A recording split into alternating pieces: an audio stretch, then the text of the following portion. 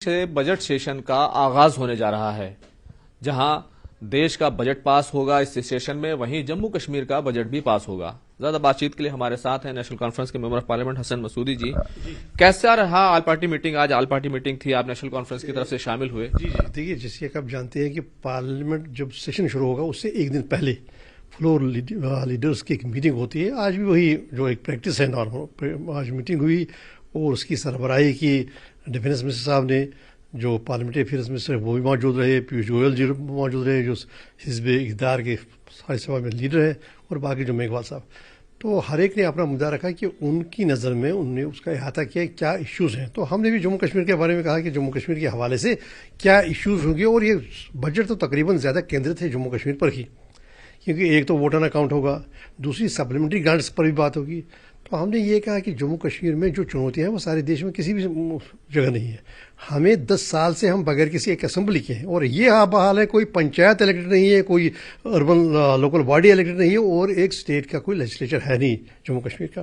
तो हमने कहा हमारा फोकस सारा इसी पर है, इसी मुताबिक रहेगा आने वाले सेशन में कि जम्मू कश्मीर में इलेक्शन कराया जाए। इंडिया अलायंस में अभी तक सीट शेयरिंग जम्मू कश्मीर के हवाले से नहीं हो सकी, कब तक ये हो जाएगी और क्या मानते हैं आप, क्या फार्मूला रहे? देखिए कहीं पर भी हुई, मुझे नहीं लगता कहीं पर, हाँ कहीं पर हर तरफ से ये बात हुई, हाँ जी यहाँ पर हो गई, कहीं पर भी हुई।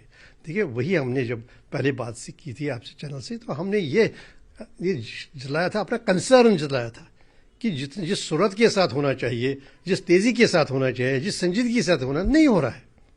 अब देखिए हमने 3 महीने कोई अलायंस की कोई मीटिंग की ही नहीं, क्योंकि कहा कि हम जी हमारे स्टेट असम्बलीज़ की इलेक्शंस हैं, जबकि ये वो अपनी जगह पर थे इलेक्शंस, लेकिन इसमें तसलसल कायम रहना चाहिए था, मोमेंटम कायम रहना चाहिए था, वो नहीं हुआ।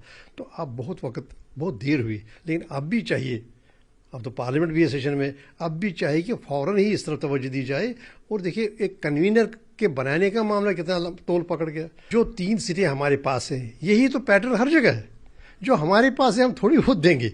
बात यह है कि जो भी इत्तेहाद की बात है, जो भी आपस में सीट शेयरिंग की बात है, वो उन सीटों पर होगी जिन पर हम नहीं है, या इसी तरह और कोई स्टेट में वहाँ भी ये सिनेरियो है।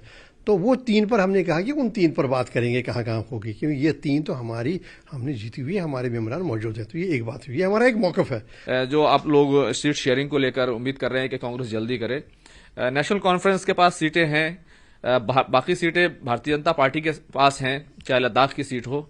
ऐसे में पीडीपी की तरफ से जो खबरें आ रही हैं कि वो भी एक सीट मांग रहे हैं, क्या उनका? मेरी दाने से ऐसी कोई बात आई नहीं। देखिए मैंने कहा ना कि आखिरी फैसले जो है वो क़यादत करती है, लेकिन ये बेस लाइन है।